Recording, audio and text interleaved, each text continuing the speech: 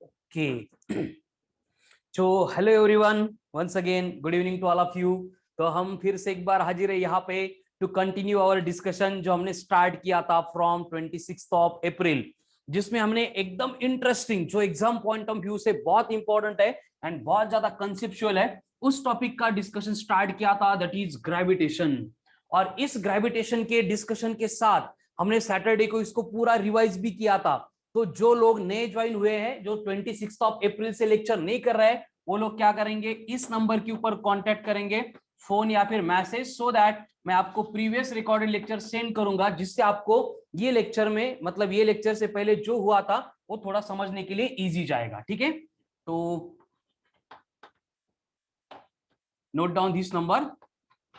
चलो, तो last lecture में हमने क्या क्या पढ़ा था, स्टार्ट से रिवाइज करेंगे 5 मिनट में सब लोग। हमने टॉपिक का डिस्कशन स्टार्ट किया था, दैट वाज ग्रेविटेशन। क्या होता है ग्रेविटेशन में? ग्रेविटेशन इसका मतलब था phenomenon which involves interaction between the bodies which has a मास।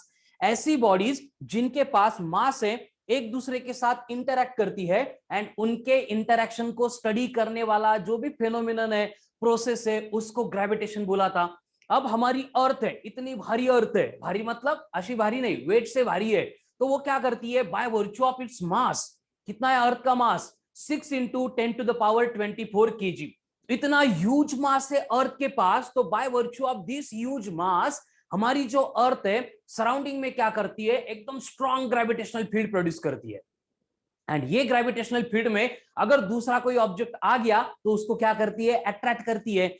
अगर अपडेटेड हो तो कल की एंड आज की, मतलब कल रात को न्यूज आ गई थी, आज के न्यूज में आपने देखा होगा, स्पेस एक्स में से जो आईएसएस से वापस आने वाले जो एस्ट्रोनॉट्स है उनकी सक्सेसफुली लैंडिंग हो गई। मतलब अर्थ ने उनको अट्रैक्ट कर दिया और वो ग्राउंड पे उतर गए, ग्राउंड पे मतलब पानी में उतर गए, और वो इजीली सेफली यहाँ पे आ गए। उसके बाद में हम जब भी चलते हैं तो अर्थ हमें अट्रैक्ट करके रखती है। यानी ये सारे फिनोमिनन जो हमारे सराउंडिंग में होते हैं उसके लिए रिस्पॉन्सिबल है एक्सेलरेशन ड्यू टू ग्रेविटी। फिर वो आता कहां से, उसके ऊपर हम आने वाले हैं। फिर हमने देखा था न्यूटन लॉ ऑफ ग्रेविटेशन। अब न्यूटन ने क्या एक्सप्लेन किया था कि every particle of matter attracts every other particle of matter with a force which is directly proportional to the product of their masses and inversely proportional to the square of the distance between them। यानी F equals to G m1 m2 upon r square। ये formula Newton ने derive करके दिया था, जिसमें G का मतलब है यूनिवर्सल ग्रेविटेशनल कांस्टेंट। उसके बाद में हमने न्यूटन लॉ ऑफ ग्रेविटेशन के ऊपर न्यूमेरिकल सॉल्व किए, उसके ऊपर एक एसबीटी थी। उसके बाद में हम आगे बढ़ गए, जिसमें हमने इंट्रोड्यूस किया था एक्सेलरेशन ड्यू टू ग्रेविटी को। यानी कि हमारी जो अर्थ है वो वेरियस बॉडी को अर्थ के सराउंडिंग में पकड़ के रख रही है, और सिर्फ पकड़ के नहीं रख रही है, उनको खींच के अर्थ के सेंटर के टुवर्ड्स लेके जा रही है। ये बहुत इंपॉर्टेंट बात है बेटा। जो एक्सेलरेशन ड्यू टू ग्रेविटी है वो हर एक बॉडी को अर्थ के सरफेस के ऊपर लेके नहीं आ रही है, ये अर्थ के सेंटर के टुवर्ड्स लेके जा रही है। ठीक है ना? तो एक्सेलरेशन ड्यू टू ग्रेविटी का काम यह है हर एक बॉडी को पकड़ना, अगर पॉसिबल हो गया उसको पकड़ के सेंटर तक लेके जाना। लेकिन ये पॉसिबल होता नहीं है क्योंकि सरफेस पे जो मास है वो अंदर घुसने नहीं देता है। लेकिन basically acceleration due to gravity का जो वर्क है, उसका जो एप्लीकेशन है, वो हर एक बॉडी को सेंटर तक लेके जाने का था। उसके बाद हम आगे बढ़ गए, एक्सेलरेशन ड्यू टू ग्रेविटी हमने कैलकुलेट किया, फिर हम उसके वेरिएशन के बारे में डिस्कस करना स्टार्ट कर रहे थे।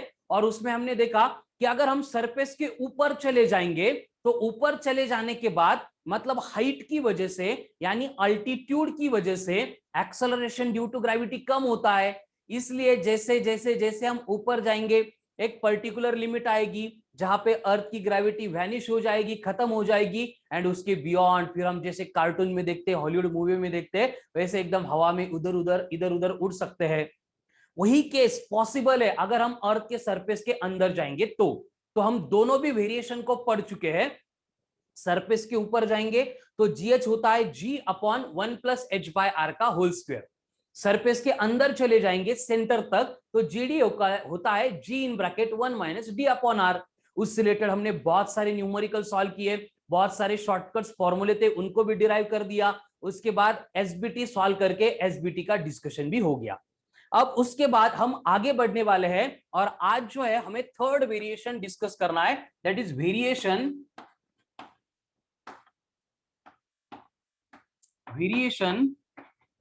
इन acceleration due to gravity due to latitude.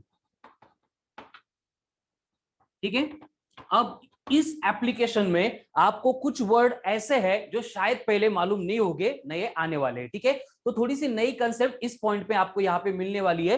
तो पहले आते हैं हम लैटिट्यूड के ऊपर कि ये लैटिट्यूड मतलब होता क्या है, what is mean by latitude. अब लैटिट्यूड को समझने के लिए आपको पहले समझना पड़ेगा कि सपोज अगर ये हमारी अर्थ है, ये बन गई हमारी अर्थ, यहां से जो स्ट्रेट लाइन पास होती है जिसके अबाउट अर्थ रोटेट होती है। अब ये सारी चीजें प्रूव हो चुकी है तो किसी को कंफ्यूजन नहीं होना चाहिए। हमारी अर्थ है वो स्फेरिकल है, गोल है, और वो क्या करती है, रोटेट होती है। सन नहीं रोटेट होता है हमारे सराउंडिंग में, अर्थ सन के सराउंडिंग में रोटेट मतलब रिवॉल्व होती है, एंड अर्थ साइमल्टेनियसली खुद के एक्सिस के अबाउट रोटेट भी होती है। तो हमने यहाँ पे अर्थ का एक्सिस ड्रॉ किया, यहां पे अर्थ क्या करेगी, इस एक्सिस के अबाउट ओमेगा इतने एंगुलर वेलोसिटी से रोटेशन परफॉर्म करेगी। एंड ये रोटेशन जब भी होंगे अर्थ के, तो यहां पे इस तरह से हॉरिजॉन्टल एक प्लेन होता है, जिस प्लेन में अर्थ रोटेट होती है इसको बोला जाता है इक्वेटोरियल प्लेन। ये बन गया इक्वेटोरियल प्लेन।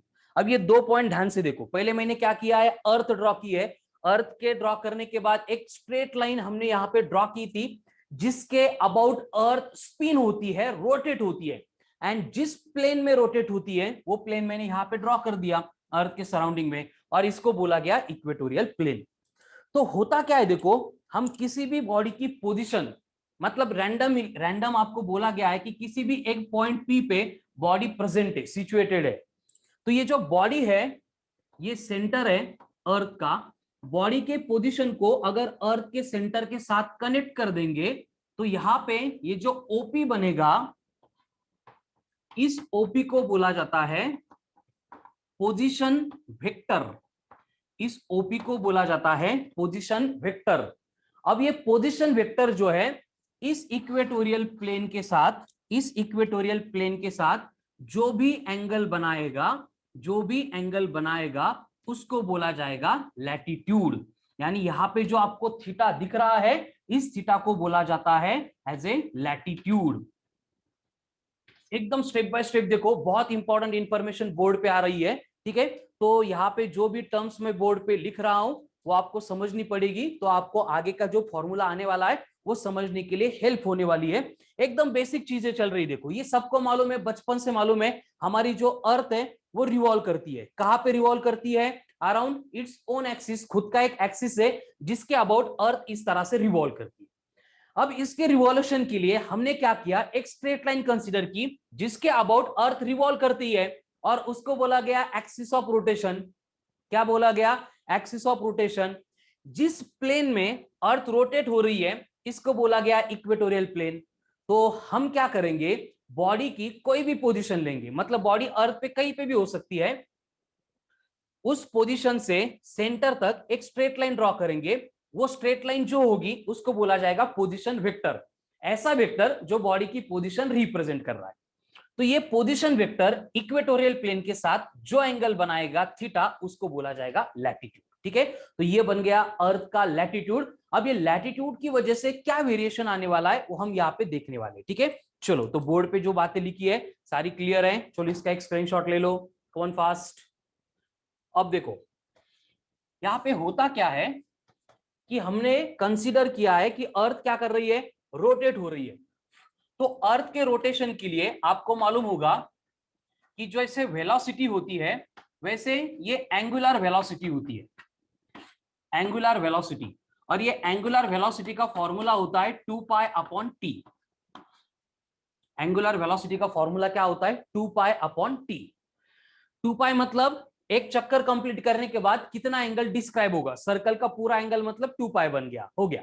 उसके बाद टी मतलब अर्थ को एक चक्कर कंप्लीट करने के लिए कितना टाइम लगता है, तो अर्थ को एक चक्कर कंप्लीट करने के लिए टाइम लगता है 24 आवर्स, एक दिन। अब ये 24 आवर्स मतलब क्या, 24 इंटू 60 मिनट्स। अब ये अगर वैल्यू मैं यहां पे पुट कर दूंगा तो ये क्या बनेगा, ये बनेगा ओमेगा इक्वल्स टू 24 इंटू 60 और इसका ऐसा यूनिट आएगा रेडियन पर मिनट। ठीक है, ये क्या बन गई हमारी जो अर्थ है उस अर्थ की एंगुलर वेलोसिटी बन गई। ठीक है, एकदम सिंपल सिंपल बातें चल रही है देखो बोर्ड पे, स्टेप बाय स्टेप उसको देखो, समझो, सोचो। ठीक है, हम क्या कर रहे हैं, बस अर्थ है हमारी, उसकी एंगुलर वेलोसिटी देख रहे हैं कि उसको मतलब जब वो रोटेट होती है, रोटेट होने वाली स्पीड उसकी कितनी है वो हमें यहाँ पे देखना है। उसके लिए फॉर्मूला होता है ओमेगा इक्वल्स टू 2π/t, जिसमें से t मतलब टाइम कितना लगता है एक चक्कर कंप्लीट करने के लिए। हमारी अर्थ है, हमें मालूम है कि एक चक्कर कंप्लीट होने के लिए लगते हैं 24 घंटे यानी 24 आवर्स, तो हमने यहाँ पे t equals to 24 hours put कर दिया। अब एक घंटे में होते हैं 60 मिनट्स, मतलब मिनट्स में कितने मिल गए 24 इंटू 60 मिनट्स। अब इसको पुट करके अगर मैं सिंप्लीफाई करूंगा तो ये आएगा 12, एंड इसको अगर और सिंप्लीफाई करेंगे, डिवीजन करेंगे, तो आपको यहाँ पे ओमेगा जो है अर्थ की एंगुलर स्पीड वो मिलेगी कितना, 5/12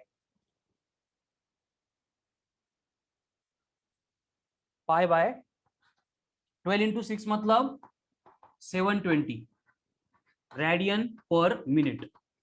ये आज के डीपीपी में आने वाले क्वेश्चंस है, इसलिए डायरेक्ट इनको रिमेंबर करना है। ठीक है ना, अगर इन टर्म्स ऑफ मुझे मिनट चाहिए तो मिनट के टर्म में कितनी बनेगी, π/720। ठीक है, क्या ये एंगुलर वेलोसिटी टॉपिक से रिलेटेड नहीं, इन जनरल इंफॉर्मेशन है, आपको ये मालूम होनी चाहिए। अर्थ जब भी रोटेट होती है, रोटेट होने के लिए उसकी जो स्पीड होती है, एंगुलर वेलोसिटी होती है, वो होती है π/720 रेडियन पर मिनट। अब मैं सेम नंबर जो है उसको पर सेकंड में कन्वर्ट करने वाला हूं। ठीक है, तो उसके लिए मुझे क्या करना पड़ेगा, ये जो वैल्यू है π/720, इसको और एक 60 से मल्टीप्लाई करना पड़ेगा, फिर ये आएगा रेडियन पर सेकंड। एंड इसकी वैल्यू अगर आप सिंप्लीफाई करेंगे, कैलकुलेशन करेंगे, तो ये आती है 7.25 इंटू 10⁻⁻5 रेडियन पर सेकंड। ये एक्सट्रीमली इंपॉर्टेंट नंबर है, जो अर्थ पे रहते हैं उसको हर एक को मालूम होनी चाहिए कि हमारे अर्थ की एंगुलर वेलोसिटी कितनी होती है, वो कितनी है 7.25 इंटू 10⁻⁻5 रेडियन पर सेकंड। इतनी धीरे धीरे अर्थ क्या करती है, रोटेट होती है। देखो अभी मैंने आज का पॉइंट शुरू भी नहीं किया है, ये बस इन जनरल इंफॉर्मेशन चल रहा है कि हमारी जो अर्थ है खुद के सराउंडिंग में गोल गोल घूमती है, और गोल घूमने के लिए एक चक्कर कंप्लीट करने के लिए ओके तेजस, ठीक है, एक चक्कर कंप्लीट करने के लिए उसको टाइम कितना लगता है ये हमें मालूम था, तो हमने बस उसको ओमेगा कैलकुलेट कर दिया। अब ओमेगा कैसे कैलकुलेट किया, once again I will explain this. ठीक है, तो ये सारी बातें रब करता हूं, एकदम सिंपल है। देखो एंगुलर वेलोसिटी का फॉर्मूला है total angle upon total time, जैसे वेलोसिटी का फॉर्मूला होता है डिस्टेंस अपॉन टाइम, वही बात है। तो एंगुलर वेलोसिटी बन गई ओमेगा इक्वल्स टू 2π/t। हमें मालूम है अर्थ को एक चक्कर कंप्लीट करने के लिए कितना टाइम लगेगा, ये लगेगा 24 इंटू 60 इंटू 62 सेकंड। कैसे, 1 hour means 60 minutes, 1 minute means 60 second. तो 24 आवर्स में एक दिन में कितने सेकंड होते हैं, इतने सेकंड होते हैं। ये वैल्यू अगर मैं यहां पे पुट करूंगा तो मुझे आंसर मिलेगा 2π डिवाइडेड बाय 24 इंटू 60 इंटू 60। अब इसको सिंप्लीफाई करेंगे तो मुझे आंसर मिलेगा 7.25 इंटू 10⁻⁻5 रेडियन पर सेकंड। इतनी एंगुलर वेलोसिटी से हमारी अर्थ क्या करती है, रोटेट होती है। ये एक्सट्रीमली इंपॉर्टेंट नंबर है, सिर्फ इस टॉपिक के लिए नहीं, इस कंसेप्ट के लिए नहीं, इन जनरल आपको ये याद करना है, मालूम होना चाहिए। ओके, तो यहां पे ये ओमेगा यानी अर्थ की वेलोसिटी मिल गई। अब आते हैं हमारे पॉइंट के ऊपर। ठीक है, ये थ्योरेटिकल बात है, इसमें नया कुछ नहीं है। अब नया जो है वो समझ में आएगा आपको कि होता क्या है। हमारी जो अर्थ है वो रोटेट होती है, और रोटेशन की वजह से भी क्या होता है, एक्सेलरेशन ड्यू टू ग्रेविटी कम होता है। अब पहले हमने देखा ऊपर जाएंगे तो कम हो रहा है, वो समझ सकते हैं, डेप्थ में जा रहे हैं तो भी कम हो रहा है, वो भी समझ सकते हैं। लेकिन यहाँ पे तो नई केस आ गई, अर्थ के रोटेशन की वजह से भी क्या होता है, एक्सेलरेशन ड्यू टू ग्रेविटी कम होता है, चेंज होता है। और वो कैसे चेंज होता है ये समझने के लिए अब ये आ गया अर्थ का एक्सिस, ये आ गया अर्थ का इक्वेटोरियल प्लेन। इक्वेटोरियल प्लेन, किसी भी बॉडी को अगर मैं किसी भी इंस्टेंट पे एक किसी भी रैंडम पोजीशन पे रख दूंगा, जैसे यहां पे रखा है, और सेंटर के साथ कनेक्ट कर दूंगा, तो ये जो ओ से लेके पी तक है वो बना इसका पोजीशन वेक्टर, ओपी बना पोजीशन वेक्टर। अब यहाँ पे ये जो पोजीशन वेक्टर है, ये इक्वेटोरियल प्लेन के साथ जो एंगल बनाता है उसको बोला जाएगा थीटा बोलो या फिर फाई बोलो, एंड ये फाई का मतलब होगा लैटिट्यूड, फाई का मतलब होगा लैटिट्यूड। तो अब लैटिट्यूड मतलब क्या है मैं वर्डिंग में भी लिख के दे रहा हूं, और बाजू में आपको डायग्राम भी है, दोनों को कंपेयर करके आप थोड़ा सा इमेजिन करो। लैटिट्यूड का मतलब क्या है, angle made by angle made by position vector of the position of body with equatorial plane। ठीक है, अब डायग्राम में मैंने इक्वेटोरियल प्लेन कहां पे वो भी शो किया, देन पोजीशन वेक्टर कौन सा है वो भी आपको दिखा दिया। बस लैटिट्यूड मतलब क्या है वो समझना आपको इंपॉर्टेंट है। ठीक है, जैसे अल्टीट्यूड्स होते हैं वैसे ये लैटिट्यूड है, जिसमें हम क्या करते हैं इक्वेटोरियल प्लेन के साथ में बॉडी के पोजीशन वेक्टर का एंगल मेजर करते हैं, बस इतनी सी बात है। ठीक है, चलो डायग्राम देखो, डेफिनेशन देखो। लैटिट्यूड मतलब अभी क्लियर होना चाहिए, उसकी प्रॉपर इमेज फॉर्म हो गई एक बार, फिर लाइफ टाइम हमें इससे रिलेटेड कोई भी इश्यू नहीं चाहिए। ठीक है, क्या है लैटिट्यूड मतलब, लैटिट्यूड मतलब एंगल है। क्या है लैटिट्यूड मतलब, लैटिट्यूड मतलब एंगल है। कौन सा एंगल, जो angle position vector of the position of the body बनाता है किसके साथ, इक्वेटोरियल प्लेन, मतलब जो हॉरिजॉन्टल प्लेन है, जिस प्लेन में अर्थ रोटेट करती है उस प्लेन के साथ, बस इतनी सी बात है ना। क्या हो रहा है यहाँ पे, फिर से एक बार देखो, हम लैटिट्यूड के बारे में डिस्कस कर रहे हैं। अब लैटिट्यूड मतलब क्या है वो हमने यहाँ पे देखा कि क्या एक पोजीशन वेक्टर जो एंगल बनाएगा इक्वेटोरियल प्लेन के साथ वो बनेगा लैटिट्यूड। एंड एक बार अगर हमें लैटिट्यूड समझ में आ गया तो हम यहाँ पे लिख सकते हैं, देखो कि सपोज कोई बॉडी पोजीशन ए पे है एंड दूसरी बॉडी बी पे है, तो अब ध्यान से देखो, अगर बॉडी ए के ऊपर है यानी ये जो वेक्टर है वो हॉरिजॉन्टल हो जाएगा, ये अगर हॉरिजॉन्टल हो गया तो दो लाइन एक दूसरे को पैरेलल हो जाएगा, पैरेलल हो जाएगी, इसलिए आपको ये मरते दम तक याद रखना है कि एट इक्वेटर, अब इक्वेटर मतलब कौन, जो डायग्राम में आपको ए दिख रहा है इस पे, एट इक्वेटर जो लैटिट्यूड है वो होता है 0, एंड दूसरा एट पोल, एट पोल। अब पोल मतलब क्या, देखो मैं यहां से निकल के यहां पे आ गया पॉइंट बी पे, मतलब ये पोजीशन वेक्टर ऐसे हो गया, इक्वेटोरियल प्लेन यहाँ पे, पोजीशन वेक्टर उसको परपेंडिकुलर, यानी एंगल बन गया 90 डिग्री। तो हम यहाँ पे लिख सकते हैं कि एट पोल यानी पॉइंट बी पे ये जो यहाँ पे लैटिट्यूड है इसकी वैल्यू बनेगी 90 डिग्री। ये दो नंबर लैटिट्यूड के आपको रिमेंबर करने पड़ेंगे, लेकिन समझ के रिमेंबर करने पड़ेंगे। ठीक है ना, इसको डायरेक्ट आप रिमेंबर नहीं कर सकते, आपको इसको पहले प्रायर समझना पड़ेगा, स्टेप बाय स्टेप दिया क्या है एंड क्या क्या कंसेप्चुअली वो अप्लाई करके दिया है। ठीक है ना, सिंपल अपन क्या कर रहे हैं, एंगल मेजर कर रहे हैं। दो टाइप के एंगल है देखो, एक हॉरिजॉन्टल है, दूसरा वर्टिकल है। हॉरिजॉन्टल है इसलिए इक्वेटर पे फाई 0 है, वर्टिकल है इसलिए ये फाई जो है 90 है, कहां पे, पोल पे। अब ये हो गई बेसिक हमारे अर्थ की बात, यहां पे मैंने फिजिक्स अप्लाई भी नहीं किया अभी तक, और एक्सेलरेशन ड्यू टू ग्रेविटी का जो वेरिएशन है उसको हमने देखा भी नहीं। हम जो डिस्कस कर रहे हैं इन जनरल ज्योग्राफी में ऑलरेडी आपको मालूम है, पढ़ चुके हैं, वही बातें हैं, बस मैं इनका यूज करने वाला हूं, क्योंकि हमें यहां पे समझ में आ गया कि अर्थ के रोटेट होने से यहां पे अगर हम इक्वेटर से पोल तक या फिर पोल से इक्वेटर तक अगर ट्रैवल करने लगे तो उस केस में हमारे बॉडी के ऊपर एक्ट होने वाला acceleration due to gravity change होता है, वो हमें स्टडी करना था। इसलिए हमने क्या किया, नेचर को ऑब्जर्व किया, क्योंकि फिजिक्स पढ़ते टाइम हमारा काम वही है, तो नेचर को ऑब्जर्व करके ये सारी चीजें हमें समझ में आ गई। ठीक है, तो उसके बाद हमने क्या किया कि जो variation in acceleration due to gravity था, ये बहुत इंपॉर्टेंट डेटा है, बोर्ड के ऊपर दिख रहा है आपको, स्क्रीनशॉट ले लो, नोटबुक में कॉपी कर लो, हैंड रिटन नोट्स में ये चाहिए मुझे आफ्टर लेक्चर।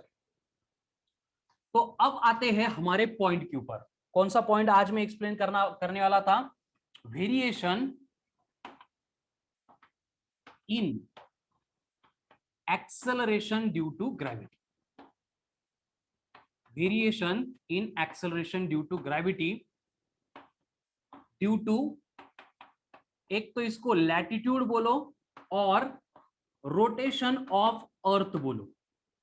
अर्थ के रोटेशन से या फिर यहाँ पे लैटिट्यूड की वजह से जो वेरिएशन आता है, और वो कैलकुलेट करने के लिए हमारे पास यहाँ पे रिलेशन होता है जो मैं डायरेक्टली लिख रहा हूं। ये कैसे आता है वो चीजें यहाँ पे कुछ काम की नहीं है, जब हम सर्कुलर मोशन पढ़ेंगे तब वो मैं एक्सप्लेन करूंगा फिर से। तो ये एक्सेलरेशन ड्यू टू ग्रेविटी का वेरिएशन कैलकुलेट करने के लिए फॉर्मूला मिलेगा, वो रहेगा g dash equals to g minus are omega square cos square phi. अब फॉर्मूला जितना डिफिकल्ट लग रहा है, ध्यान से सुनो मेरी बात, अब फॉर्मूला जितना डिफिकल्ट लग रहा है, दिख रहा है, उतना ही डिफिकल्ट है। इसके ऊपर क्वेश्चन सॉल्व करने के लिए उतनी ही डिफिकल्टी आपको फेस करनी पड़ती है। और ये जैसे मुझे मालूम है, क्वेश्चन सॉल्व करते टाइम आपको मालूम होगा, वही सारी बातें एग्जाम में जो क्वेश्चंस आपके लिए सेट करेंगे उनको भी मालूम है। इसलिए ये फॉर्मूले के ऊपर वैल्यू पुट करके सॉल्व करने के न्यूमेरिकल क्वेश्चंस नहीं आते हैं। समझ रहे हो आप मैंने क्या बोला? कि देखो कि यहां पे हमने variation in acceleration due to gravity latitude की वजह से या फिर रोटेशन की वजह से कितना होता है उसका फॉर्मूला तो यहां पे देख लिया, लेकिन यहां पे जो है बेसिकली जो वेरिएशन आ रहा है एक्सेलरेशन ड्यू टू ग्रेविटी में, इससे रिलेटेड कुछ थ्योरेटिकल रिलेशन में अभी एक्सप्लेन करूंगा, वही रिलेशन के ऊपर क्वेश्चंस आते हैं। एक्चुअली यहां पे वैल्यू पुट करके हमें कैलकुलेशन नहीं करने हैं, आज के एसबीटी में भी नहीं करने हैं एंड किसी एग्जाम के एमसीक्यू भी में नहीं करने नहीं है। क्यों नहीं करने हैं उसका रीजन यह है, it will consume too much time, पहली बात।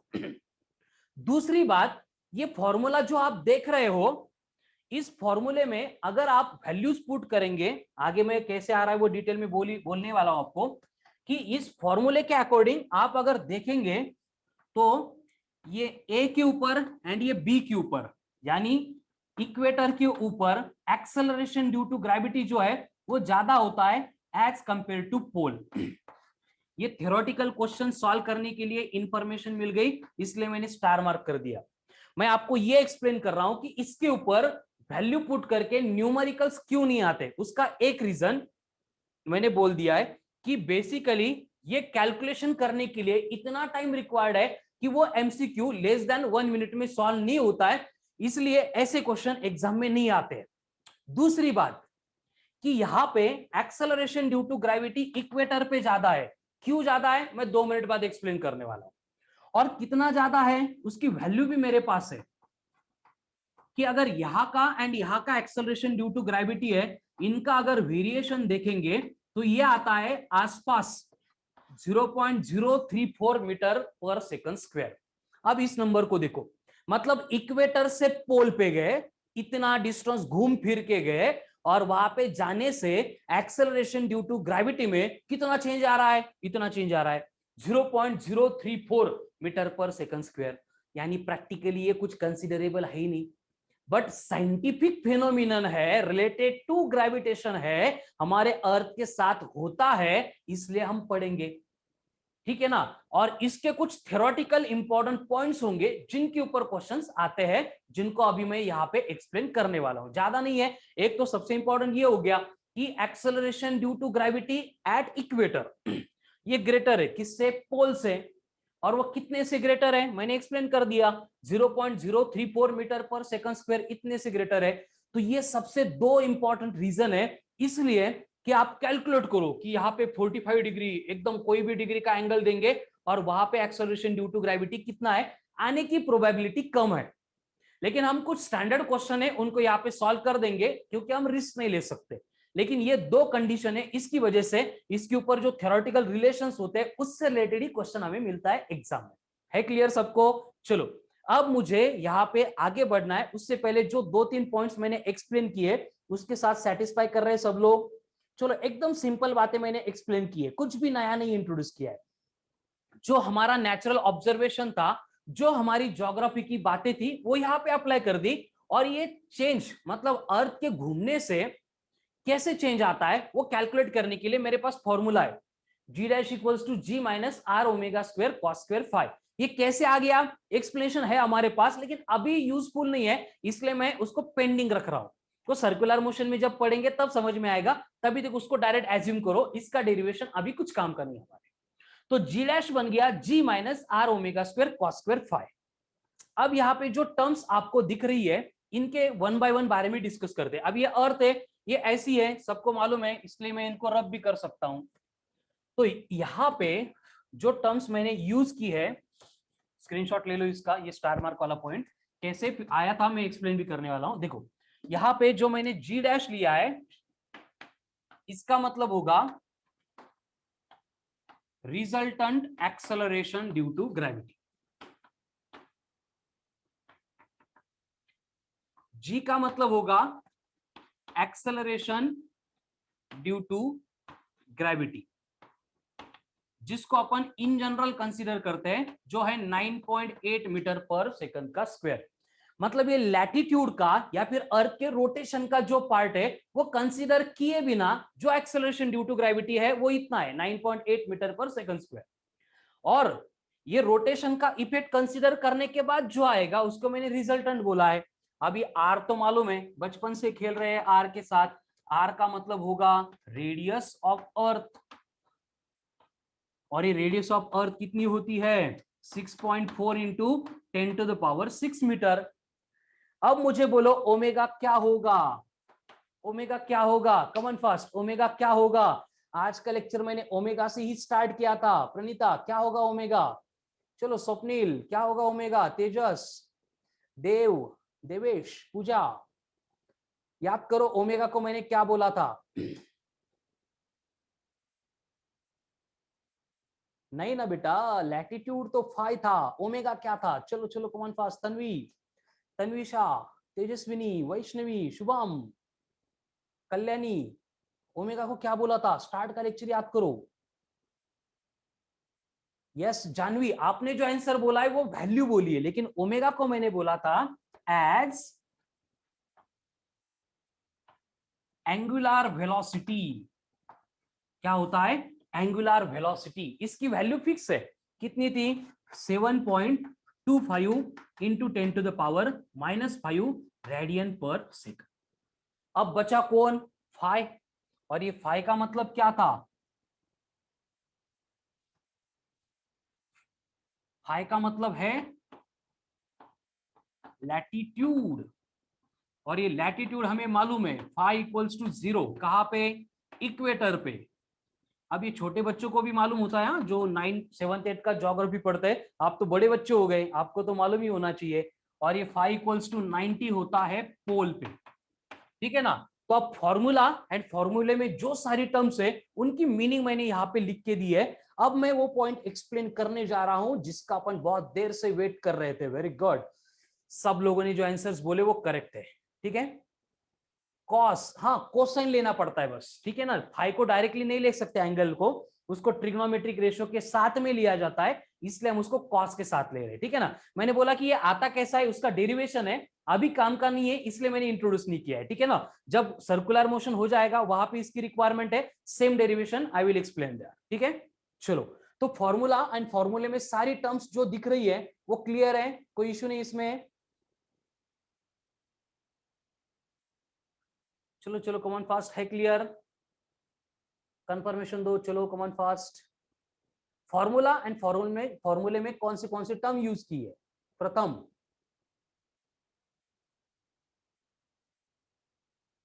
यस यस वेरी गुड, ठीक है। चलो, तो हम अब आगे बढ़ेंगे। अब क्या होगा आगे, कुछ नहीं होगा, सिंपल सिंपल बातें होगी।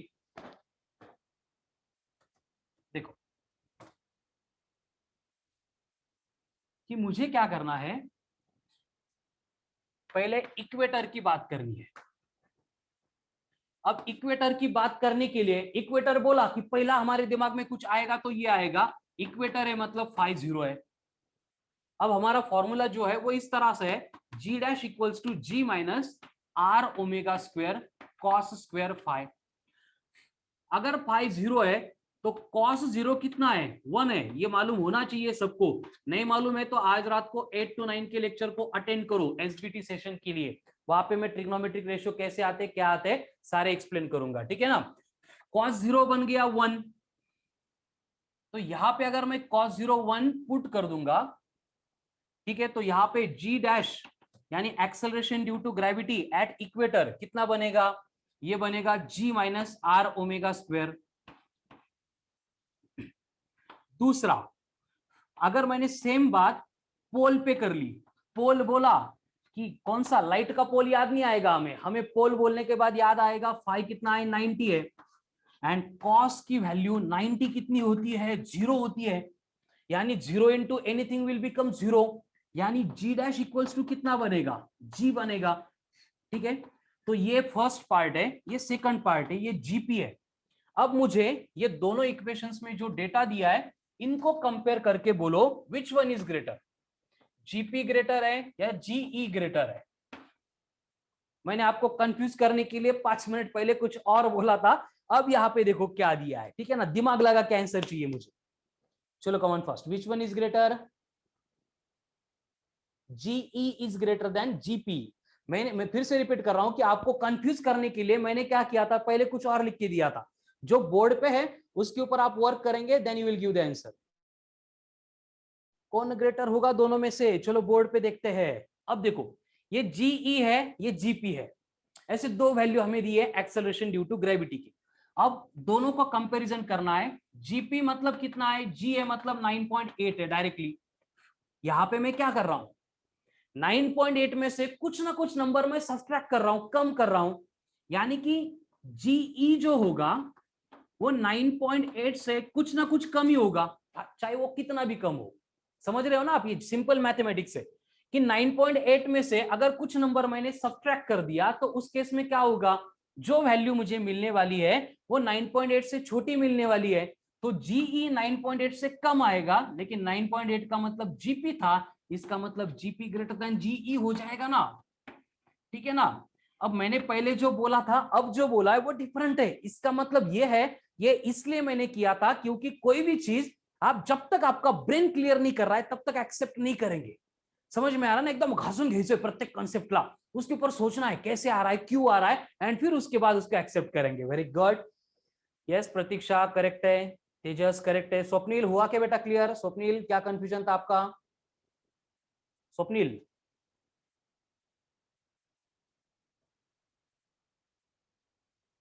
Yes yes yes, very good, अभी सबका क्लियर आ गया है ना।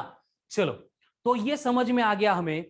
अब मेरा ये क्वेश्चन है, क्या है क्वेश्चन, अब बोर्ड पे जो है उसका स्क्रीनशॉट ले लो, एक्सट्रीमली इंपॉर्टेंट पार्ट है। एंड ऐसे थ्योरी क्वेश्चंस आएंगे इस पार्ट के ऊपर, न्यूमेरिकल्स नहीं आएंगे, थ्योरी क्वेश्चन आएंगे, लेकिन बहुत भारी होंगे। उनको सॉल्व करने के लिए आपको ये सारी चीजें समझनी पड़ेगी, ठीक है। चलो, अब ये मेरा क्वेश्चन है कि if a person travels from pole to equator, then his mass will be, क्या होगा, ऑप्शन दो ही चाहिए मुझे, इंक्रीज होगा या डिक्रीज होगा। चलो कॉमन फर्स्ट, एंड कोई तीसरा अगर इनको छोड़ के ऑप्शन है तो आप उसको बोल सकते हो, सोच के बोलो, रैंडम आंसर नहीं चाहिए। हाँ जानवी वेरी गुड, यस समृद्धि करेक्ट है, गणेश करेक्ट है। चलो बाकी लोग, स्वप्निल अभी करेक्ट आ गया आंसर, असद थोड़ा सा कंफ्यूज हो गया बेटा, तेजस थोड़ा सा थिंक अपॉन इट, वैष्णवी थोड़ी गलती हो गई प्रतीक्षा से भी। क्या है कि बेसिकली मास, मास, मास क्या है, मास मतलब है content of matter in the given body, जो किसी के ऊपर डिपेंड नहीं करता है, मतलब वो चेंज नहीं होगा, यानी कि मास विल रिमेन सेम। समझ रहे हो आप, मास का मतलब क्या है, कंटेंट ऑफ मैटर जो ग्रेविटी के ऊपर डिपेंड नहीं करता है, यानी मास तो चेंज होगा ही नहीं, mass will remain same any condition में, ठीक है ना। लेकिन अगर मैं मास को रिप्लेस करूंगा वेट से, अब बोलो, WET वाला नहीं, अब WEIGHT वाला वेट, अब वेट में क्या होगा, वेट चेंज होगा क्या?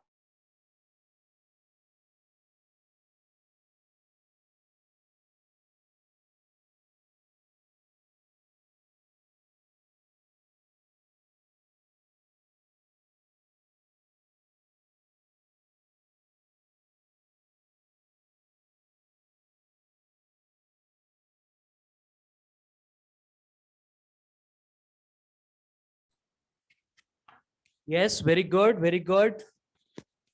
डिक्रीज इंक्रीज, डिक्रीज इंक्रीज, दोनों भी आंसर मिल रहे हैं। अब देखो, ठीक है ना,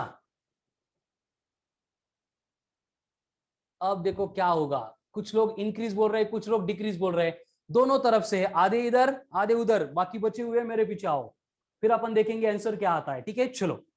यहां पे क्या होगा कि पर्सन जा रहा है पोल से लेके इक्वेटर पे, घूमते घूमते इथं बसला, घसरगुंडी खेळत खाली पडला, ये पोल था, ये इक्वेटर था, यहां पे आ गया। अभी मैंने प्रूव किया था जी एट पी ग्रेटर देन जी एट ई से, यानी कि वेट mg है, मास कांस्टेंट है, तो weight proportional to acceleration due to gravity है, यानी कि वेट ऑन पोल ग्रेटर होगा वेट ऑन इक्वेटर से। ये सारी बातें समझ में आ रही कि देखो, सिंपल मैथमेटिकल टर्म्स है, कुछ भी नहीं है। क्या है, वेट इक्वल्स टू mg है, मास तो चेंज होने वाला नहीं है, तो वेट डिपेंड करेगा g के ऊपर। यहां पे क्या बोला है कि पोल पे acceleration due to gravity maximum है, इतनी मैंने से प्रूव कर चुके हैं, किससे, इक्वेटर से। तो जीपी ग्रेटर देन जी है, इसका मतलब वेट भी पोल पे ज्यादा होगा इक्वेटर से। तो जब हम पोल से इक्वेटर पे आएंगे तो वेट हमारा कम हो जाएगा। समझ रहे, आप डाइटिंग करनी नहीं पड़ेगी, एक्सरसाइज करनी नहीं पड़ेगी।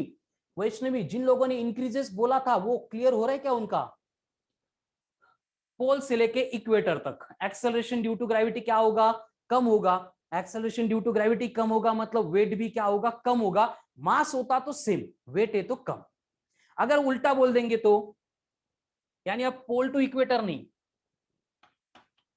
इक्वेटर टू पोल जाएगा तो क्या होगा, सेम सारी बातें एप्लीकेबल है कि पोल पे वेट ज्यादा है, इक्वेटर पे कम है, एंड हम जा रहे हैं इक्वेटर टू पोल, तो हमारा वेट क्या होगा, यस वेरी गुड, बढ़ता जाएगा, इंक्रीजेस इंक्रीजेस इंक्रीजेस, करेक्ट है। यानी कि now you are getting points. ठीक है, समझ में आ रहा है ना, कंफ्यूजन ये है, तो ये मजा है बेटा फिजिक्स समझने का, है ना। हमें अगर लग रहा है कि वेट हमारा ज्यादा हो गया तो चलो सब लोग इक्वेटर पे जाएंगे, वहां पे अपन आराम से रह सकते हैं, ठीक है ना। ये जो कम वेट वाले वो पोल पे छोड़ देंगे, उनका वेट ऑटोमेटिक बढ़ जाएगा, हमारा कम हो जाएगा। लेकिन लेकिन प्रॉब्लम क्या है कि ये जो जीपी माइनस जीई है, ये 0.032 मीटर पर सेकंड स्क्वायर है, मतलब बहुत ही छोटा है, कुछ खास काम का है नहीं, तो इतना कंसिडरेबल वेट में चेंज होगा नहीं, इसलिए जाने में कोई मतलब नहीं। लेकिन कंसेप्चुअली कैसे चेंज होता है वो तो समझ में आ गया।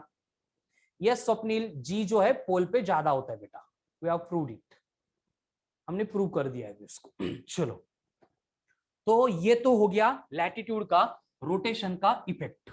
अब फॉर्मूला भी है, कहां पे वेट बढ़ेगा कहां पे वेट कम होगा, ये भी हमें मालूम हो गया। अब इससे रिलेटेड एक फेवरेट क्वेश्चन आता है एग्जाम में, क्या होता है क्वेश्चन, देखो क्वेश्चन मतलब हमारे लिए वो स्टार मार्क करके पॉइंट ही है। आपको बोला जाता है क्वेश्चन में कि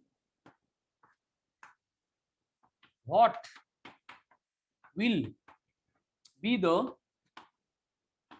angular velocity of the earth so that weight of a person on equator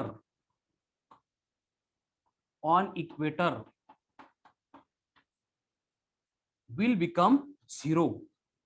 पहले स्टेटमेंट की मीनिंग समझ में आती क्या वो देखो, फिर अपन इसको कैसे सॉल्व करते हैं, कंक्लूजन पे कैसे आते हैं वो देखेंगे। ओके, ये जो जीपी माइनस जीई था प्रतीक्षा, इसकी वैल्यू होती है 0.032 मीटर पर सेकंड स्क्वायर, सॉरी 0.034 है, करेक्शन कर लो, अगर पहले 32 लिखा था तो 0.034 मीटर पर सेकंड स्क्वायर। अब मैंने जो स्टेटमेंट लिखा है उसके बारे में सोचो, स्टेटमेंट में जो लिखा है वो क्लियर हो रहा है क्या बेटा? वो समझ रहा है क्या? वो समझना इंपॉर्टेंट है। अगर वो समझ में आ गया तो मैं इसको कंक्लूड कर देता हूं इसके आंसर को।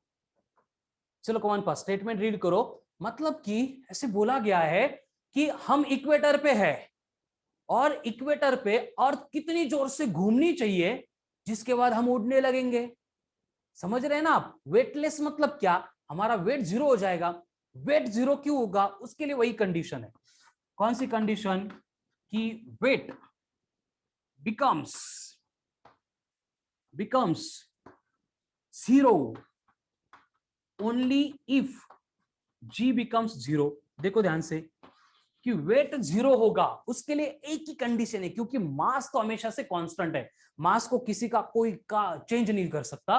तो वेट जो है वो जीरो बनेगा only due to acceleration due to gravity zero बनेगा। यही एक रीजन है उसका। क्लियर है ये सबको? चलो कॉमन पास। हमें एक क्वेश्चन था या फिर स्टार मार्क वाला स्टेटमेंट था जिसमें रिक्वायरमेंट ये है कि बेसिकली अर्थ जो है उसका रोटेशन का स्पीड कितना बनना चाहिए सो दैट उसकी वजह से क्या होगा, जो इक्वेटर पे खड़े हैं वो उड़ने लग जाएंगे। उड़ने लग जाएंगे मतलब उनका वेट जीरो होगा। वेट जीरो होगा मतलब क्या होगा? जी जीरो होगा। ये हमें फाइंड करना है। ठीक है, चलो इसका स्क्रीनशॉट ले लो। अब मैं इसको रब करने जा रहा हूं। Come on fast. चलो ये पहले क्लियर है क्या बोलो, क्योंकि ये अगर क्लियर हुआ होगा तो आगे का पार्ट समझ में आएगा। स्टेटमेंट एंड मैंने स्क्वायर ब्रैकेट में जो लिखा है वो। चलो प्रतीक्षा को क्लियर हो गया, असद को क्लियर हो गया, बाकी लोग, कल्याणी को भी क्लियर हो गया। ओके, स्वप्निल को क्लियर है। चलो प्रणव क्लियर है, गुड। अब आगे बढ़ते हैं। ये फिजिक्स पढ़ने का फायदा है बेटे का बेटा। हम इमेजिन करते हैं नेचर में कुछ भी फिनोमिनन कैसे हो सकता है क्या, और वो पॉसिबल है या नहीं पॉसिबल है, एंड कौन सी केस में पॉसिबल है। ये सारा जो इंफॉर्मेशन का पार्ट है वो हमारा सब्जेक्ट प्रोवाइड करता है, फिजिक्स। इसलिए फिजिक्स का जो दर्जा है वो अलग, मतलब हर बार दर्जेदारी होता है। इसलिए देखो कुछ लोग हैं, 2 मिनट, हाँ, कुछ लोग हैं जो एसबीटी सॉल्व करते टाइम थोड़ा सा प्रॉब्लम फेस कर रहे हैं, जिनका डिस्कशन चल रहा है। कुछ लोगों ने डिस्कस किया, कुछ लोगों ने डिस्कस नहीं किया, but I am getting there मतलब इमोशंस कि वो थोड़ा सा नर्वस है कि सर लेक्चर में तो सारा समझ में आता है, लेक्चर बहुत एंजॉय करते हैं, कंसेप्ट तो क्लियर होती है, लेकिन इवनिंग में जो एसपीटी आती है उसको सॉल्व करते टाइम डोकच नहीं सालत, ऐसे होता है। उसके लिए मैं आपको एक छोटा सा एग्जांपल बोलता हूं कि बेटा है क्या, ह्यूमन ब्रेन है ना हमारा, ये दिमाग के अंदर, उसका एक लिमिटेशन है। क्या लिमिटेशन है? कि उसको हम जितना सिखाते हैं उसको उतना ही आता है। शॉक लगा? लेकिन ये रियलिटी है। हमारे ब्रेन को हम जितना सिखाते हैं उतना ही आता है। अगर हमने ब्रेन को ट्रेन नहीं किया तो ब्रेन कुछ काम का ही नहीं होता है। उसका एकदम बेसिक एग्जांपल है कि जिस पर्सन को हमने जिंदगी में देखा ही नहीं है ना, मेरे सपनों का क्या रहता वो, ठीक है ना, उसको अपन कभी इमेजिन ही नहीं कर सकते। जो हम देख चुके हैं हम उसी को इमेजिन कर सकते हैं। नहीं तो ट्राई करो, हम एलियन एलियन कैसे होंगे ये इमेजिन करते हैं। तो कुछ लोगों ने पहले एलियन की इमेज हमारे सामने धूप जादू की फॉर्म में रख दी है, हमें वही याद आता है। ये ह्यूमन बीइंग की नहीं, ह्यूमन ब्रेन की टेंडेंसी है, लिमिटेशन है। पहली एग्जांपल। दूसरा एग्जांपल, छोटा बच्चा होता है, उसका बर्थ हो गया है ना, माउथ होता है, टंग होती है, और ऐसा नहीं है कि वो माउथ एंड टंग तर लगे जन्म झालेले काय चाललं कोरोना गेला का क्या चल रहा है ऐसी बातें करता है क्या? नहीं करता है। उसको पहला वर्ड प्रॉपर प्रोनाउंस करने के लिए 6 मंथ 8 मंथ 1 मंथ डिपेंड करता है कितनी ट्यूबलाइट है उसकी, उसको वेट करना पड़ता है। ऐसा क्यों होता है? उसके पास तो माउथ भी है, ब्रेन भी है, टंग भी है, फिर वो बोलने के लिए टाइम क्यों ले रहा है? क्योंकि बोलते कैसे है ये इसको मालूम नहीं है। तो जब हम छोटे बच्चों के साथ बोलते हैं तो वो हमें ऑब्जर्व करता है कि ये बोल लो कसो, फिर वो क्या करता है उसके ऊपर सोचता है एंड वैसे एक्शन लेने की ट्राई करता है। इसलिए पहले सिंपल सिंपल वर्ड प्रोनाउंस करता है एंड धीरे धीरे जो हमारी मदर टंग होगी उसके साथ में जो हमारी रेगुलर व्यवहारिक मतलब क्या बोलते हैं उसको लैंग्वेज होगी वो एडेप्ट कर लेता है। हम घर में मराठी बोलते हैं, स्कूल कॉलेज इधर उधर जाके हिंदी एंड इंग्लिश का फ्यूजन होता है, इसलिए हमें 3 लैंग्वेज आते हैं। कुछ लोग हैं जिनकी और अपनी मदर टंग डिफरेंट है, उनको और एक एक्स्ट्रा की लैंग्वेज आती है। लेकिन ऐसे नहीं कि मैं अगर कुछ कन्नड़ तमिल में लिख दूंगा और समझ में नहीं आएगा। आएगा क्या? नहीं आएगा, कंफर्म नहीं आएगा। मुझे भी लिखता ही नहीं आएगा तो आपको समझने का पार्ट ही नहीं है। तो ये चीज समझ लो, हमारे ब्रेन का लिमिटेशन है बेचारे का, उसको आइडेंटिफाई करो। आपका हो रहा है क्या, लेक्चर एंजॉय कर रहे हैं, विषय नहीं ले बारे फिजिक्स करा लो, प्रॉब्लम नहीं है, एसबीटी ले रहे हैं, मैं दनादन सॉल्व कर दूंगा, ऐसे सोच रहे, होगा नहीं वैसे। क्योंकि जो इंफॉर्मेशन ब्रेन में आ गई है उसको अप्लाई कैसे करते हैं वो तो ब्रेन को समझाना पड़ेगा ना। इसलिए एक्सप्लेनेशन सेशन में मैं 1 बाय 1 सारे क्वेश्चन सॉल्व करके दे रहा हूं बेटा। और आपको क्या करना है, सारे क्वेश्चन खुद से एटलीस्ट 3 to 4 टाइम सॉल्व करने हैं, फिर समझ में आएगा कि हाँ इस तरह का क्वेश्चन जब आएगा तो उसको अप्रोच ऐसे करते हैं। इसलिए हम जो है अर्ली स्टार्ट कर रहे हैं, आप सब अचीवर्स रहने वाले हो। इतना कॉन्फिडेंशियल हम क्यों बोल सकते हैं, क्योंकि जो प्रॉब्लम आप अभी फेस कर रहे हो वो 15 दिन का है। 15 दिन के बाद आपकी कमेंट बदल जाएगी, सर ये ले भारी है, रट्टा मारना नको, अवगढ़ अवगढ़ शब्द नको, कुछ भी नको, कंसेप्ट लेक्चर में क्लियर हो गई, वर्कशीट एसबीटी में अप्लाई कैसे कर दिया समझ में आ गया, ये लाइफ टाइम तक भूलते नहीं है। नहीं तो आज जो सब्जेक्ट आपको ऐसे लग रहे हैं ना बहुत भारी है, बहुत ईजी है, जैसे जैसे दिन जाएंगे समझ में आएगा, कितनी भी वाचा 10 बार रिवाइज कर लिया, 50 बार कर लिया, फिर भी याद नहीं हो रहा है, वो हमारे सब्जेक्ट में नहीं होगा। एक बार क्लियर कर लिया फॉर योर लाइफ टाइम, ये मेरी कमिटमेंट है बेटा, 2 साल को छोड़ दो, लाइफ टाइम के लिए वो प्रिपेयर हो जाएगा। ये स्पेशलिटी हमारी फिजिक्स की। लेकिन इसके लिए आपको एफर्ट्स लेने पड़ेंगे। अगर सब्जेक्ट का दर्जा है, आपको भी दर्जेदार बनना है, तो एफर्ट्स भी दर्जेदार चाहिए और वो आपको ही लेने हैं। मैं बस गाइड करने के लिए यहाँ पे हूं, और जो भी आपको हेल्प चाहिए मैं ऑलवेज हेल्प के लिए रेडी हूं।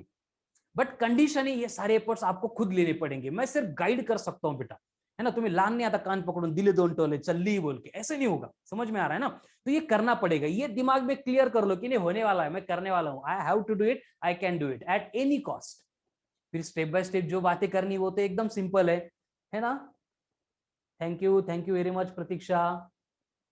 चलो तन्विशा, यस, तुम्हारा प्रॉब्लम नहीं बेटा, मैं ये बोल रहा हूँ ना कि ये सबका कॉमन प्रॉब्लम है। अभी इतने साल टीचिंग में है तो ऐसे नहीं कि हम सिर्फ पढ़ाते अच्छे हैं, हमारी साइकोलॉजी भी इतनी मतलब प्रॉपर हो चुकी है कि ये स्टार्ट में सबको प्रॉब्लम आते हैं, उसको ओवरकम कैसे करना है वो भी हमें मालूम है। बट आप कम्युनिकेट नहीं करेंगे ना तो हमें समझ में नहीं आएगा कि आप कहाँ पे अटक रहे हो। क्योंकि इतना भारी एंजॉय करने का टाइम है, बाकी लोग दिमाग में मतलब एकदम फ्री होके सब तरह के एंजॉय कर रहे हैं कि 10वीची परीक्षा नहीं झाली, 2-4 महिने एंजॉय करू, ऑफलाइन शुरू होगा तब देखेंगे। आप यहाँ पे एफर्ट्स ले रहे हो बेटा, एवढा भारी झोपेचा टाइम है दुपारी 4 to 5, वो छोड़ के मेरे सामने बैठ के लेक्चर सुन रहे हो, मतलब यू आर, है ना। फिजिक्स में पहले लेक्चर में बोलता हूँ कि every work done will get stored in the form of energy. ये एनर्जी आपके लिए स्टोर हो रही है, ये एनर्जी आपके लिए लाइफ में वर्क करने वाली है, no doubt in that. But थोड़ा सा और एक स्ट्रगल होता है ना कि वन मोर बाउंस, एक और बाउंस बैक, एक और धक्का, लास्ट का धक्का हमें देना है। वो कौन था, माउंटेन मैन। इमेजिन करो ये चीजें बेटा, हमें पहाड़ तो नहीं तोड़ना है। इमेजिन कर सकते हैं हथौड़े से पहाड़ तोड़ रहा है कोई, इंडिया में ये सच्ची घटना है, इसलिए हम हर बार बोलते हैं ना जब तक तोड़ेंगे नहीं तब तक छोड़ेंगे नहीं। ये फिजिक्स क्या बात है, हम ह्यूमन बीइंग माउंटेन को हथौड़े से तोड़ सकते हैं, ये फिजिक्स क्या चीज है। बट आपको एक पर्टिकुलर वे है वो फॉलो करना पड़ेगा, और वो वे हमारे पास है क्योंकि हम फुली, मतलब मैं मैकेनिकल इंजीनियरिंग कंप्लीट करने के बाद ये मेरा प्रोफेशन ही है। सिर्फ पढ़ाना ये नहीं है, हमारी स्पेशलिटी ये है कि आपको जो आपकी लेवल है वहां से लिफ्ट अप करना। इसलिए कैलकुलेशन में मुझे कोई एडिशन का डाउट पूछता है तो मैं उसको कभी ये नहीं बोलता हूं एवढे येत नहीं का, it's my job, it's my responsibility, and मुझे जो है मेरी रिस्पॉन्सिबिलिटी के साथ लॉयल रहना है। एंड वो अगर मैं करूंगा तो आपका आउटपुट ऑटोमेटिक आने वाला है, बट जरूरत है आपके लॉयल्टी की। तो आप लॉयल हो ये आपने पहले प्रूव कर दिया कि इतना मतलब कोई बर्डन नहीं है अभी लेक्चर करने के, फ्री है, कर सकते हैं आप, कोई इश्यू नहीं है। हम बस अप्रोच हो रहे हैं आपके पास, लेकिन फोर्सफुली आपके पेरेंट्स भी फोर्स नहीं कर रहे, कोई फोर्स नहीं कर रहा है। जून जुलाई में पूरा इन्वायरमेंट बदल जाएगा, सब लोग ऐसे टूट पड़ेंगे, यो क्लास तो क्लास, ऐसा क्लास वैसे क्लास, समझ रहे हो ना आप, जून जुलाई में। और तब तक हमारे पास अक्खा मई अक्खा जून हो जाएगा, मतलब इतना भयानक माइंडसेट हमारा तब तक चेंज हो जाएगा। हम ऐसे एटीट्यूड में चलेंगे कि ये अभी आ गए 11th में, हम तो इसमें मास्टर हो चुके। लेकिन ये सारी चीजें कब होगी बेटा, आप अगर प्रोसेस में आएंगे तो थोड़ा सीरियसली लो। एक लेक्चर बघितलं 8 दिवस आराम, वैसे नहीं चलेगा, करना है तो अभी से करना है ना। शांततेच्या काळात जर घाम गाळला, युद्धाच्या काळात कमी रक्त सांडावं लागतं, ये मतलब सुनजू का सबसे अल्टीमेट स्टेटमेंट है। मोहम्मद अली को याद करो, हुसैन बोल्ट को याद करो, इतने भारी एग्जाम्पल्स है, ईशस नहीं त्यांचा, क्या कर चुके हैं वो लोग। हमें इतना तो कुछ करना नहीं है, हमें मार्स पे थोड़ी जाना है, मून पे थोड़ी जाना है, सन पे थोड़ी जा रहे हैं अपन, विनस पे थोड़ी जा रहे हैं, बैठ के यहाँ पे सब कुछ समझ में आ रहा है। बट ये करेंगे तो इस इतने भारी रिजल्ट इसके रहने वाले कि आप इमेजिन नहीं कर सकते। क्योंकि मेरा मतलब जो एक्सपीरियंस है, मैं बोलता हूं कि जितने 11th-12th के बच्चे नीट जेई को प्रिपेयर करते हैं, जेई का थोड़ा सा अलग सा पार्ट होता है, उनको मैथ्स है इसलिए चलता है, लेकिन जो नीट वाले बच्चे, उनमें से 90% बच्चे फिजिक्स को प्रिपेयर करते ही नहीं है। और जिस दिन उन्होंने फिजिक्स का प्रिपरेशन बंद कर दिया, उसी दिन डिसाइड होता है कि इनका नंबर नहीं लगेगा, फिर रिपीट करते, फिर 2 बार रिपीट करते, फिर 3 बार रिपीट करते हैं, फिर मिलने को आते हैं कि सर बीएमएस पण चांगलं आहे, सर बीडीएस पण चांगलं आहे, सर फार्मसी मधून पण मेडिकलचं लायसन मिळतं। ये सारी चीजें होती है, लेकिन बेटा वो कॉम्प्रोमाइज कर रहे हैं। एंड जो रिमेनिंग 10% है ना, फिजिक्स को छोड़ते नहीं है, उनका नंबर लगने से कोई रोक नहीं सकता, उनका नंबर लगने वाला है। और ये बात है बेटा कि आपको स्पेशल बनना पड़ेगा। कि जो लोगों को डिफिकल्ट लग रहा है, धूम 3 है ना, उसमें डायलॉग है फेमस कि दुनिया को जब जो इम्पॉसिबल लगता है वही मौका होता है उसको कर दिखाने का। मैं ये बात एग्जांपल नंबर ऑफ टाइम्स देता हूं ना, जिन लोगों ने जिम जा चुके हैं उनको मालूम है कि जिम को अगर ट्रेनर लिया आपने, आप वर्कआउट कर रहे हो, तो जब तक आप खुद से वर्कआउट कर लेते एकदम एनर्जेटिक भारी एकदम 15 सेट 20 सेट, तब तक आपका ट्रेनर ध्यान नहीं देता है, चलने दो। जब उसको समझ में आता है कि नहीं इसकी एनर्जी खत्म हो गई, तब वो बोलता है कि 3 मोर, 2 मोर, चलो 1 मोर, 5 मोर। क्योंकि आपकी एनर्जी खत्म होने के बाद जो आपको लगता है कि अब मेरे से नहीं होगा, उसके बाद जो आपको करता आप जो करते हैं उसकी वजह से कट्स आते हैं। समझ में आ रहा है ना? ये होगी जिम की बात। वही हमारे सब्जेक्ट में जो लग रहा है कि अभी मुझे नहीं आएगा, ये 100 में से 90% लोगों को वही लगता है और 90% रुक जाते हैं। हमें रिमेनिंग 10 में आना है, नहीं आता है ना, इसलिए मुझे सीखना है। जब तक नहीं आएगा, जब तक तोड़ेंगे नहीं तब तक छोड़ेंगे नहीं। ये पार्ट हम वहां पे करने वाले, ठीक है ना? प्रतीक्षा बेटा, क्लास जो है 26 अप्रैल से शुरू हुआ था, तो आप क्या करो, मुझे मैसेज करो। मैं नंबर लिख के दिया था ना, तो मैं आपको पहले प्रीवियस रिकॉर्डेड लेक्चर जो है वो सेंड कर देता हूं, ठीक है? जो बच्चे स्टार्ट से नहीं है हमारे साथ, इस नंबर पे name and school name message करो, मैं पहले से सारे रिकॉर्डेड लेक्चर आपको सेंड कर देता हूं। और जो रेगुलर हमारे साथ वर्क कर रहे हैं वो सारे लोग, आज यूनिट टेस्ट है 8 PM को, है ना? तो बी रेडी फॉर इट। सारे लेक्चर एक बार देख लो, एसबीटी से भी एक बार आपको जाना है और एसबीटी अटेम्प्ट करो। मैं ये नहीं बोल रहा हूं कि अभी मार्क्स आएंगे, अभी मार्क्स के बारे में अपन डिस्कस भी नहीं करते।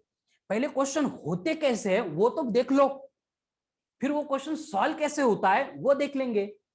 एंड ऐसे देखते देखते वो क्वेश्चन आप सॉल्व कर जाएंगे। मैंने बोला है कि ज्यादा टाइम नहीं चाहिए हमें, एक टॉपिक खत्म होने दो, आपका माइंड सेट ही बदल जाएगा। जो लोग अभी मतलब लग रहा है ना सर डिफिकल्ट है, समझ तो आता है लेकिन एसबीटी सॉल्व नहीं होती है, 15 दिन बाद उनका ही एटीट्यूड चेंज हो जाएगा। एंड 4 महीने बाद वही लोग बोलेंगे कि सर बाकी सब्जेक्ट फालतू है, मुझे बस फिजिक्स ही करना है। हम बाकी सब्जेक्ट का ऐसा नहीं बोल रहा हूँ, ये मेरे एक्सपीरियंस है बेटा।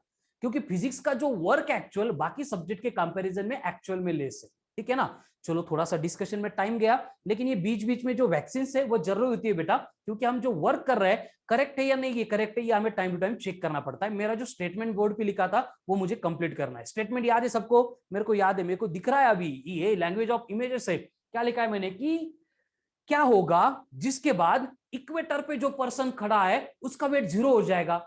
अब देखो, पर्सन कहां पे है? इक्वेटर पे।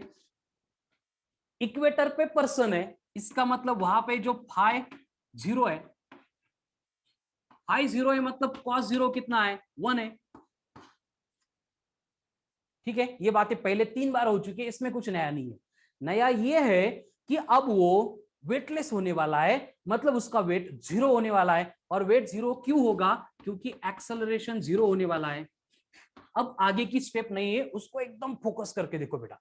जी डैश इक्वल्स टू कितना मिला? 0 मिला। जानवी करेक्ट है बेटा, ठीक है? प्रतीक्षा सिंपल, मैंने क्वेश्चन में क्या लिखा था कि अर्थ के रोटेशन की स्पीड कितनी होनी चाहिए जिससे वेट 0 हो गया है, होना चाहिए।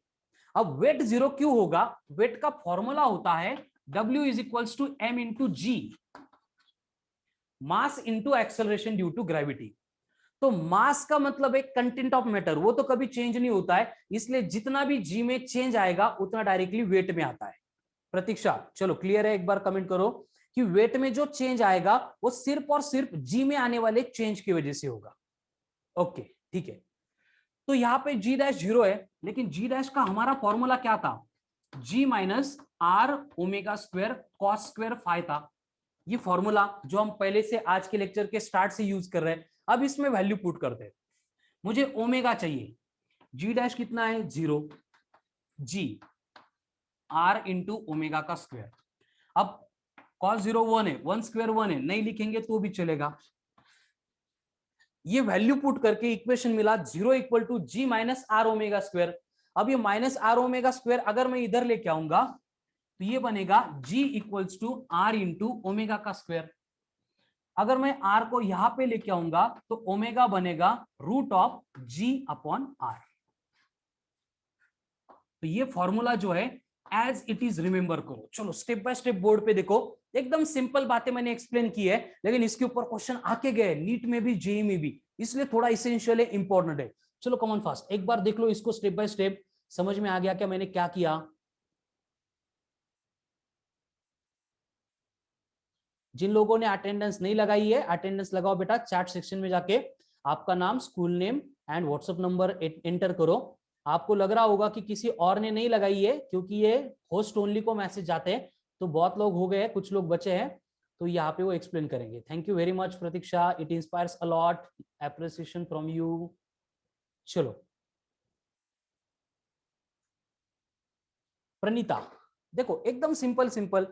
प्रणीता, ये हमारा फॉर्मूला था g dash equals to g minus are omega square cos square phi. Start से यही फॉर्मूले के अबाउट अपन डिस्कस कर रहे हैं। हमने क्या किया, बस ये बाकी की सारी वैल्यू यहाँ पे पुट कर दी। कौन सी? वेट जीरो हो रहा है, मतलब जी डैश जीरो हो रहा है, इसको जीरो लिख दिया। जी है, आर ओमेगा स्क्वायर है, कॉस जीरो वन था, वन इंटू एनीथिंग, एनीथिंग होता है, वन को लिखा है नहीं, बस माइनस की टर्म इधर लेके आ गया, वो प्लस हो गई। ये मल्टीप्लीकेशन में आर था, इधर आके डिनोमिनेटर में आ गया, दोनों साइड में स्क्वायर रूट लिया, ओमेगा बना root of g by r. Omega बना root of g by r. ठीक है, ओके, चलो क्लियर है। अब इसमें वैल्यू पुट करेंगे तो हमें आंसर मिलेगा, कितनी स्पीड से अर्थ रोटेट होगी तो वेट जीरो बनेगा। तो आपको ये होमवर्क है, डिवीजन का होमवर्क मैं दे रहा हूं, ठीक है ना? क्या है? Omega equals to square root of 9.8 divided by 6.4 into 10 to the power 6।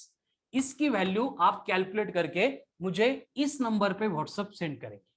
देखते हैं कितने लोग डिवीजन एंड स्क्वायर रूट को सॉल्व कर पाते हैं, ठीक है ना? तो ये सारा आज का डिस्कशन था, जिसमें हमने देखा variation in acceleration due to gravity due to latitude. ठीक है, तो ये आंसर आप मुझे व्हाट्सएप पे भेजेंगे। और एक इंपॉर्टेंट नोटिफिकेशन कि आज जो है एसबीटी नहीं होगी, आज यूनिट टेस्ट है, और यूनिट टेस्ट में मंडे टू सैटरडे हमने जो कंसेप्ट देखी थी उसके ऊपर यूनिट टेस्ट रहेगी। आज का पॉइंट हम कल के पॉइंट के साथ कंबाइन करके फिर उसके ऊपर एसबीटी बनाएंगे, ठीक है ना? तो आज डायरेक्टली आप एसबीटी सॉल्व नहीं करेंगे, 8 पीएम से लेके 9 AM तक कभी भी आप यूनिट टेस्ट जो है वो कंप्लीट कर सकते हैं। कुछ भी डाउट आ रहा है व्हाट्सएप पे मैसेज करो, मैं 1 बाय 1 आपको क्लियर करके दूंगा, ठीक है? एंड जो लोग रजिस्ट्रेशन नहीं किए हैं, इस नंबर पे कांटेक्ट करो बेटा, क्योंकि थ्योरी पढ़ना मतलब फिजिक्स का प्रिपरेशन करना नहीं है, इसके साथ आपको टेस्ट देनी पड़ेगी, एक्सप्लेनेशन सेशन अटेंड करने पड़ेंगे, तभी ये सारी बातें क्लियर हो जाएगी, ठीक है? तो इट्स टाइम, टाइम हमारे पास लिमिटेड है, तो टाइम हो गया, रुकते